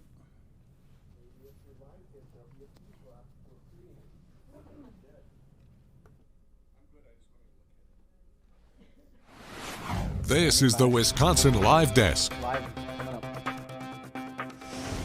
Good afternoon, everybody. 2 minutes after 2, Ted Perry with you on the Wisconsin Live Desk as we enter our second half hour here together. Big news today, political news, and when you have big political news, you bring in this guy, Jason Calvi. Jason, I don't know if there's nobody running that newsroom camera, right? There isn't. Is the headroom bad? You got such great hair. We don't want to take the hair away. How about this? Boom. How about that? Perfect. There we that? go. Oof. There. We solve problems here. We don't have an engineer running the camera, so we're going to do it. Okay. Not a big surprise. This is not like an unknown dropping in. You've been hinting at this for a while. He's been hinting at this for a while. But who is our latest selection on I would like to be Wisconsin's next governor? Yeah. The latest entrance on this is Congressman Tom Tiffany from up north Wisconsin. There's a lot of speculation for months and months that he might run for governor. And I remember asking him when Governor Tony Evers dropped out or said he wasn't going to run for re-election. I said, okay, are you going to run? What's it going to take? And he said he was really Congressman Tiffany was really trying to make sure everything was in order. He really wanted to make sure he'd be able to do the fundraising to be able to compete. He said he needed to be able to assure himself that he could raise tens of millions of dollars that it's going to take to win a race in Wisconsin. This is battleground state, as you know, Ted. And just for comparison purposes, the last go around when Governor Evers won re-election in 2022, his campaign spent about $40 million. And the Republican challenger, Tim Michels, his campaign spent about $28 million. Now, there was a lot of outside money that also flooded the airwaves here in Wisconsin, but you can see that discrepancy between the two campaigns. So I know talking to Tom Tiffany before he launched, he really said he wanted to make sure he'd be able to raise enough money. He's telling me now as a candidate that he's expecting to raise something like $30 or $40 million. We'll talk about the money in just a second, but for people who don't know him, let's get to know Tom Tiffany here. 67 years old. He'll be 68 in December. He is currently a member of Congress, has been since May of 2020 when he won a special election to take over for Sean Duffy, who was getting out of Congress at that time. Grew up on a dairy farm in Elmwood, Wisconsin, has served in the state assembly, a Senate. He's a girl dad. He's the father of 3 adult children. And he's got a personality.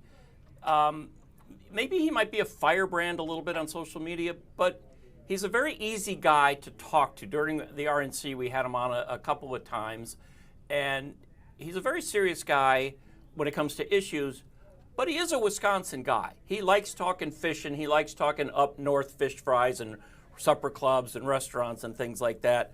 So while he was born in Minnesota, he's very much a Wisconsin guy. Have you dealt with him much? Because he's not a congressman from our area. Right, he's not from our area, so when we're talking about big national issues, we would often ask our Congress members as well as our senators for statements or reaction to the big news in Washington, D.C. And he was definitely somebody who would do interviews with us here in Milwaukee, but he obviously wasn't on the ground much in Milwaukee, except maybe RNC and big events like that, just because it's not his district. So, we often see the Congress people that represent this area doing events in the Milwaukee area, but his district's up north, that old district that you said, a former Congressman Sean Duffy, who left it at one point in time when his family was growing. They were expecting a child with special needs, and at that point he decided to leave Congress. So there was a special election in 2020, and that's when this former state lawmaker, at the time was a state lawmaker, ran for that special election and won, and he's won continually in that very reliably Republican district. So you ask him, well, why would you want to leave a safe seat? I mean, let's be honest, that's a very strong Republican seat. He could probably have that seat for the rest of his life or until he's ready to retire, and he's giving that up now. He's not going to be able to run for Congress in 2026 when his seat would be up, because now he's running for governor. And you're right, and usually President Trump might say to somebody in a swing district, I don't need you running for Senate. I don't want you running for governor. I need that safe seat. It doesn't matter. With all due respect to Democrats, that's a red district, and it has been for a while, although it was David Obey's district, a Democrat, for a very long time, I think 26 years. So that district sort of represents how the state has changed a little bit over the last decade or so. Yeah, it really is sort of a really good sense of where Wisconsin has gone. You've seen the cities and the suburban areas around Milwaukee become more, very much Republican strongholds in those suburban WOW counties, Waukesha, Ozaukee, Washington counties. And you've seen the strength of the Republican Party in those collar counties sort of shrinking, particularly in Ozaukee and somewhat as well in Waukesha County, where you had 60%, 67% voting for somebody like Scott Walker, and then you've seen those numbers kind of decline over the years in Waukesha, Ozaukee counties. So that's where you've seen sort of decrease for Republicans. But then when you look in this 7th congressional district up north, I mean, that area has really gone from, as you said, represented by a Democrat to really bright red Republican. It really is a sign of how Republicans have strengthened their strength in rural communities around the whole country, and they're continuing to look to bolster that in other districts as well. I'm going to put you on the spot because I can't remember her name right now, but there's a state senator from up in that area who you have thrown out as somebody that might have been thinking about it. Yeah, Mary Felskowski. That's it. Yeah. State senator. Actually, the state senate president. Actually. Right. And she had been considering a run for governor, but she said if Congressman Tiffany gets in, then she's not. That's my next question. Yeah. This, in effect, takes her off the list of potential candidates. So now we're left with 3, and we'll talk about those 3 in a second. But do you think, before we talk about this race and how interesting it is, you have a businessman, you have a county exec, and then you have a member of Congress who's had plenty of experience in the state legislature as well. He does know how the Capitol works in Madison. Is there anyone else thinking about going, I don't want to be the last guy in the pool, but I don't mind being the next guy in the pool? I think that, I think this definitely shakes up this race, because when you look at who's already in on the Republican side, when you've got somebody like Bill Berrien, who's a Milwaukee area businessman, former Navy SEAL, he's been able to raise some large money, and he himself is pretty wealthy. And then when it comes to the other Republican, County Executive Josh Schoeman from Washington County, he might not have raised the large money like Bill Berrien, but he's able to do sort of the grassroots efforts. He's been across the entire state and has had sort of grassroots appeal and really trying to, for many months now, to get that sort of grassroots appeal. So you see both sides of the coin for how to run a successful campaign with those two, the money from Bill Berrien and then the grassroots support from Josh Schoeman. So that's what Tom Tiffany's going to need to do. He's going to need to raise a lot of that money and also do the grassroots. Now, as far as any other Republicans who could jump into this race, I think that this race is shaken up with Tom Tiffany getting in. I think there's some other names you could throw out there, like Eric Hovde, former and failed Senate candidate for U.S. Senate. But I think at the end of the day, I think Tom Tiffany is seen as a strong competitor. But it's not a guarantee that he's going to win this primary when you've got the money factor, you have the grassroots factor, so he's going to really need to start raising some serious money. And I think it's going to come down to who's going to win this primary, who's going to get the endorsement of President Trump. Hold on, let me ask a question before you answer it, sir. You talk about all the factors, and you're reading my mind here, Jason, because there's one more factor we need to consider, and that is the Trump factor. All of them would love the endorsement of President Trump. Who's got the inside track? They all claim to think that he would be, that they would be his guy, but who really does have the inside track? I would say the congressman has the inside track in that if you look at all 3 of those Republican candidates, the one that the president knows best is Congressman Tom Tiffany, who's been a reliable vote for the president, supporting things on the media, including supporting tariffs, saying that's even though people are dealing with rising costs because of the tariffs, he said that it's actually going to help because it's going to bring back manufacturing jobs to Wisconsin. So he's been a very strong supporter of President Trump. When it comes to Bill Berrien, the difficulty for him getting a President Trump endorsement is back in 2024 when you had the Republican primary for president. Bill Berrien supported not President Trump at the get-go, he supported Nikki Haley. Right. That could be seen as a no-go for the supporters of the president. Why couldn't you support him from the very beginning? He wasn't your first pick. He was your second pick in 2024. So that could be a check mark against Bill Berrien winning the endorsement of the president. And then when it comes to Josh Schoeman, a county executive in Washington County, could he have the inside track to winning the endorsement? Possibly. He's got a military background just like Bill Berrien. But again, I think Tom Tiffany has that face-to-face interaction with the president more so than the others and could potentially win this endorsement. So I asked the congressman, how come the president hasn't endorsed you yet? And when he talked with the president after Governor Evers decided not to run for re-election, Congressman Tiffany did speak with President Donald Trump about that. He says he didn't ask for the endorsement at that point, and at that point the president didn't give him an endorsement, and also brought up the issue of being worried about keeping control of Congress. Now, again, as we mentioned, this congressional district that Tom Tiffany represents, very safe, reliably red. So I think that kind of gets wiped away now, and we'll see who Republicans and Democrats put up in that congressional district. But at this point, it's really a waiting game. I think the president's going to want to see how well Tom Tiffany can fundraise. Again, he's talking about big numbers. He's talking about the goal of raising up to $40 million for this campaign. If that money starts to trickle in after he announced last night he's going to have a big rally in Wausau tonight. We'll see how that money trickles in the next 48 hours, see if he really does well on the fundraising, and if that's an indication to the president that it's time to endorse. But again, I think what Republicans are probably telling the president is the endorsement's not needed right now. But when you look at statistics, it will be needed to win that primary, because again and again, when you look at who he's endorsed in the primary, it's large numbers. Most of them end up winning the Republican nomination. And one thing Tom Tiffany, I think, has done is he hasn't made a lot of political enemies. He's a normal guy to talk to. Like I say, he's a Wisconsin guy. He may have some firebrand tweets here and there, but that might be just his social media office sending him out, and nothing extreme. But he hasn't made a lot of enemies. I guess to say, he's a fairly likable guy.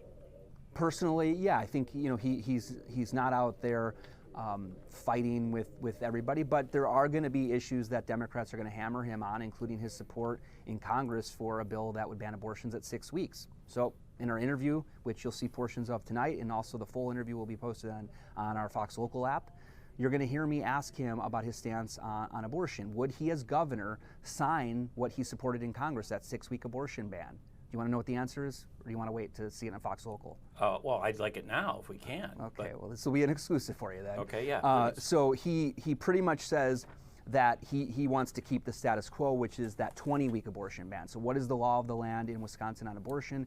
It's a ban after 20 weeks of pregnancy. And so he wants to keep that on the books.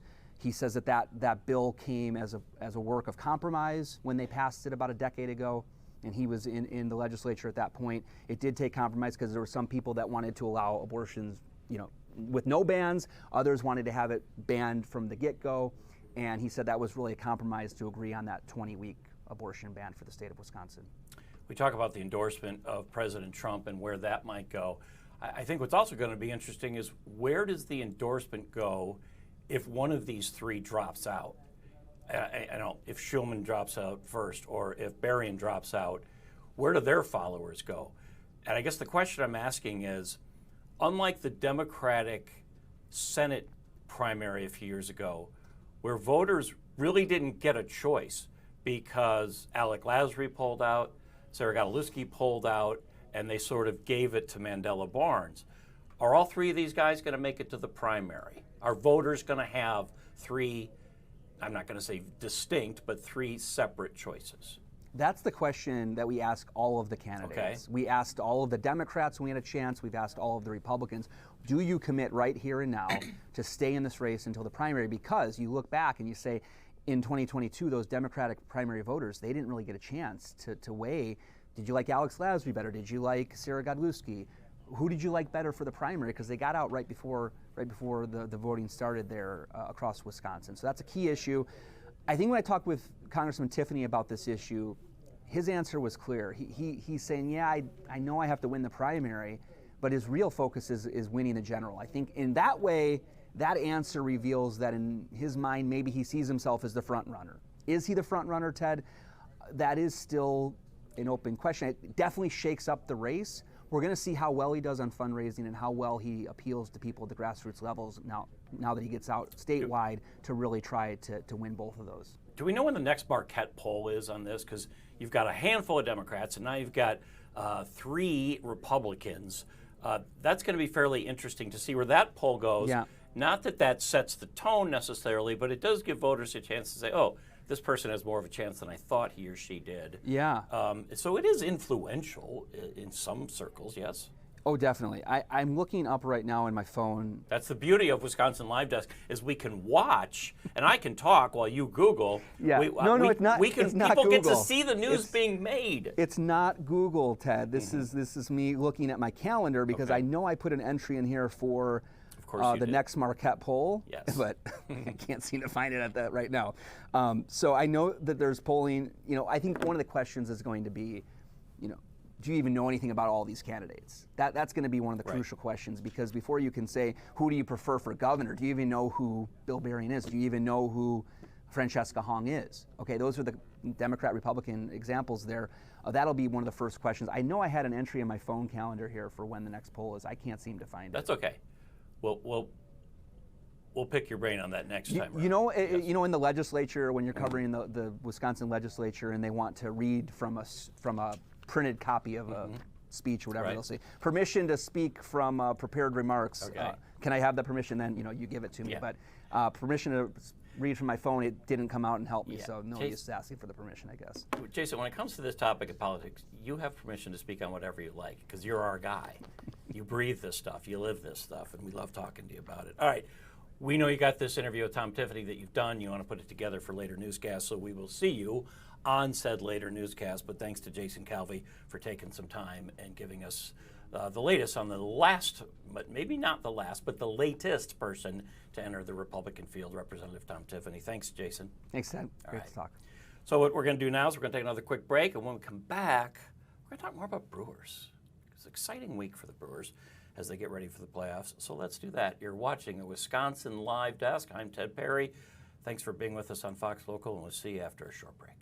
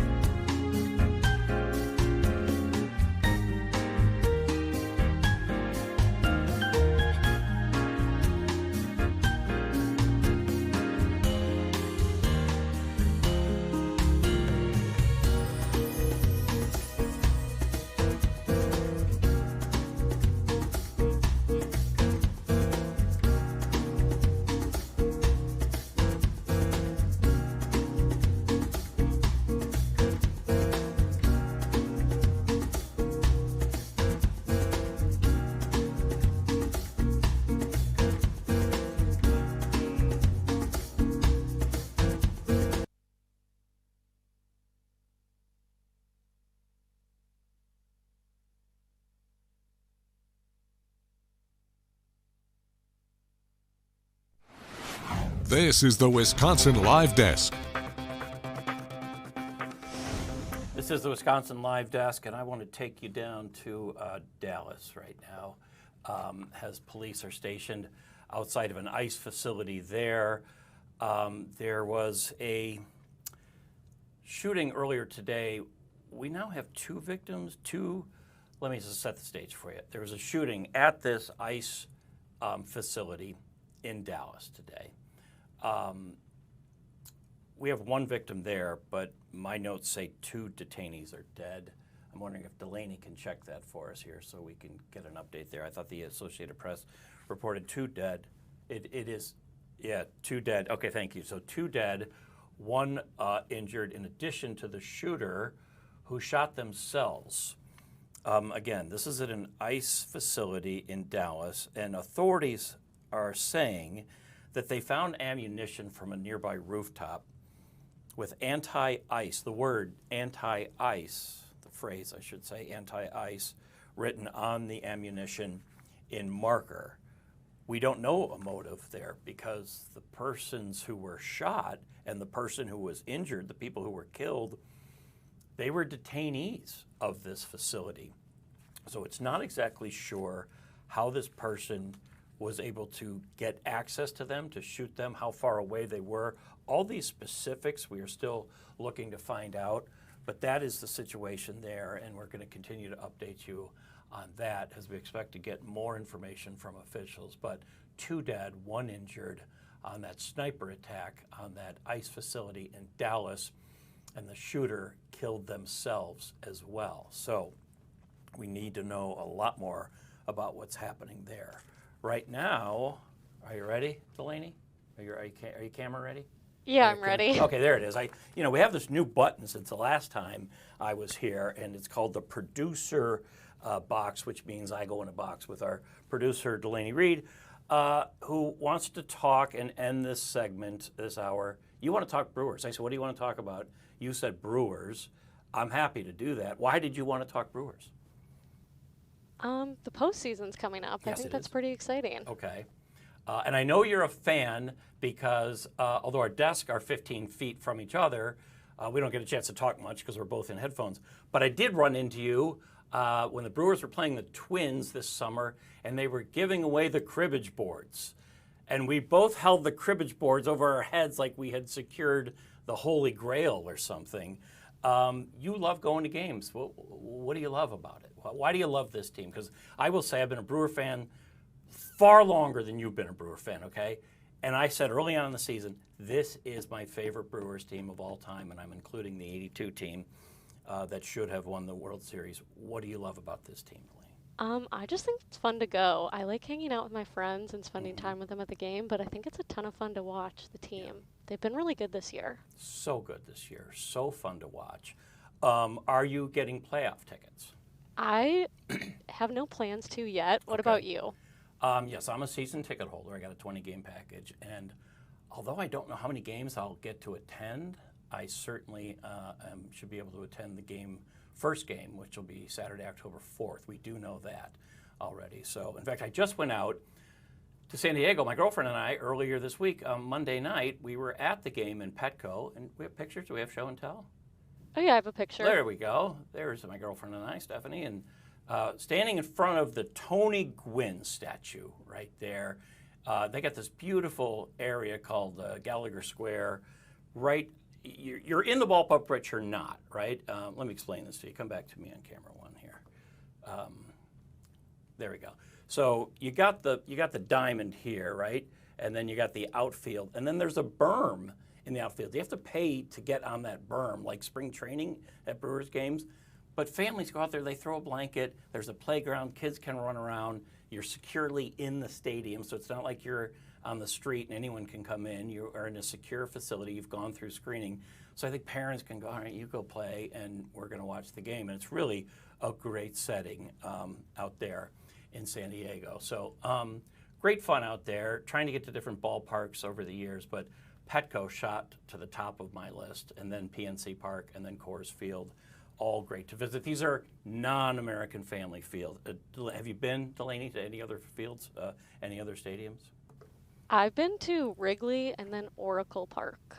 Oh, tell me about that in San Francisco where the Giants play. I've driven by there, but I've never been in. Tell me about that. It was really pretty. I went for a concert, though, so Okay. I didn't watch baseball, but... Still counts. Yeah. You've been it was inside. a really nice you can stadium. envision how it would all be going down there. Yeah. What concert was it? The Dead and Company. Okay. Is that the Grateful Dead? Yeah. Okay, or who's left in the Grateful Dead, I should say. Yeah, who's left. Okay. But all right, It was fair. a lot of fun. I guess seeing the Grateful Dead in San Francisco, that would be the place to see them, right? Yeah, it was a ton of fun. That's their home base. All Oh, right, yeah, fair. it is. Excellent. How are you thinking about the playoffs? I mean, every Brewer fan I know is a little bit nervous because we've had some early exits, except for 2018 when they made it to the National League Championship Series and lost to the Dodgers. We've had some early exits. Yeah, I'm excited. I think they could go kind of far, but can't get too hopeful because, yeah, they've had some early exits the last few years. Gotcha. Well, fingers crossed, and we're going to be excited for that. Delaney, thanks for piping in on your Milwaukee Brewers. We always have time to talk Brewers this time of year. So what's the deal with them? Well, the Brewers, their magic number is 2, and you're saying, wait, they already had the magic number. Yes, that was for clinching the NL Central. The magic number now, which is important, is 2, and it's over the Phillies. So if they win 2 games on their own, they're in. They have home field advantage throughout the playoffs and the World Series. That's key. It's a combination of 2 Philly losses or 2 Brewer wins or 1 Brewer win and 1. So Philly lost last night to the Marlins. They have the Marlins, and the Twins. So if you're a Philly fan, you say, we should and can win these next 5. Will they? They should have won last night, and they didn't. The Brewers have the Padres, who are still playing for a division title out west. They're in the playoffs.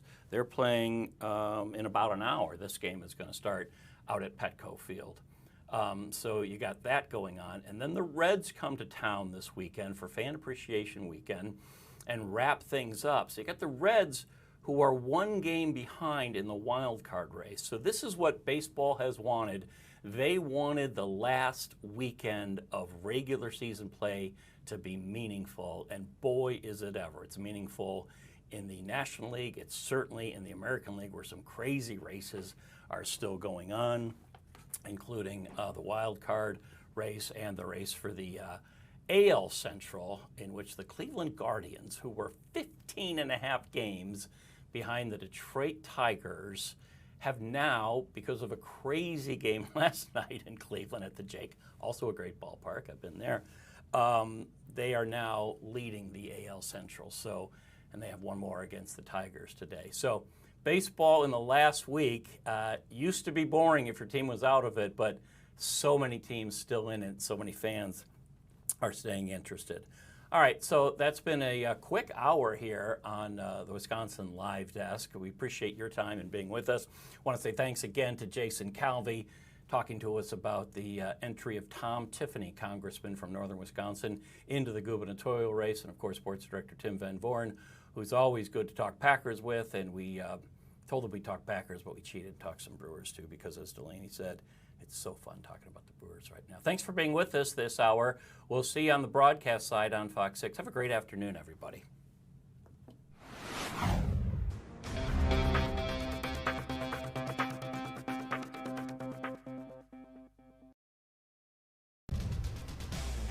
Hi, everyone. Welcome to First and North. My name is Lou Canellis from Fox 32 in Chicago. Joining me this week on First and North, let's bring in the crew. The voice of the Detroit Lions, Dan Miller, is at Fox in Detroit. From Fox Milwaukee, Tim Van Voren. And from Fox Minneapolis, Pierre Nugent. All right, guys. Dan, I'm going to start with you, man. Lions dominated the Ravens last night, both sides of the football. And before I get to you, here's the scene in the locker room following the game. We did exactly what we said we needed to do, play complimentary freaking football, man. When we needed it most, every phase picked up the slack, man. That's how you win games against teams like that, man. And now you know what the barometer is like on the AFC. Man, I'll tell you what, Lions made a bold statement against a Super Bowl contender. This was a battle of heavyweights. Dan, you told me last week that the Lions did not forget the 38-6 butt whipping they received last year from Baltimore, and they played like it. Yeah, I don't think anybody will ever forget that one, Lou. That was one of those games that was really an anomaly in the Dan Campbell era, where they were just out of it before it started. It was 28-0 before you could blink. Let me just say something about that locker room for a moment, and all the locker rooms that we all get to cover. Those things are as real as it gets in terms of just from the gut feelings. These guys work so hard for 17 games a year. And every win they get, and if you're lucky, you get an 18th, a 19th, a 20th, and a 21st. Every win they get means something. So those scenes to me, I think are just so raw. I love them. I think fans love them, and they're real. This game, look, they did what they had to do. They heard all the questions coming into the season. They heard all the questions coming out of Green Bay.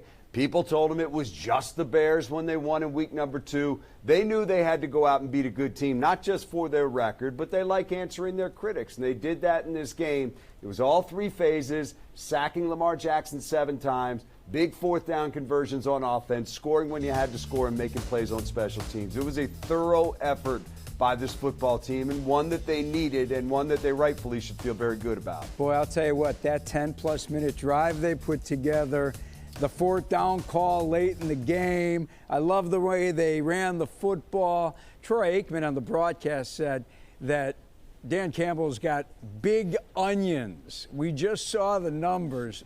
Did they do anything that you didn't like in that football game? Not much. It'd be hard to pick something apart in that game. I mean, look, you don't see 7 sacks against Lamar Jackson coming very often. And again, let's remember, this was a pass rush that has been questioned by people. And then when they lose Marcus Davenport, again to injury, it was questioned even more. But it was a full team effort. Let's give some credit to Kelvin Shepard, the defensive coordinator, who designed a scheme to keep him contained. Guys stuck to their jobs, and they found Jackson often enough. It was going to be a difficult game regardless. And believe me, even though they won by 8 and they're up by 2 scores late in that game, it was the kind of game that felt like it was hanging in the balance for most of those 60 minutes, but they got it done. Lou, I can't pick apart anything that they did in that game that I would say, hey, be better next time. That's one that you say, you know what, let's look at the tape, let's figure out maybe a couple things that we can clean up and move on to the next game against Cleveland. But you got a little bit of time to enjoy this one for a minute. Hey, Dan, you and I are buddies. Any way we can get David Montgomery back in a Bears uniform here? Not a chance, man. Not a chance. He's the heartbeat. He is the heartbeat of this team. I mean, there's so many parts that play a role in what this team is, and I'm sure that's the way in all these cities. But Demo just being that veteran, the grizzled guy, still playing, peeling off big runs. People just follow him, man. They absolutely love him here. So the answer is no. He's the football equivalent to Chris Chelios. We're not giving him back. I get it, man. The guy plays with his whole heart. I remember him when he was here in Chicago. All right, biggest upset of the season in Cleveland on Sunday, and Micah Parsons said it best postgame. This is all part of adversity. Undefeated season.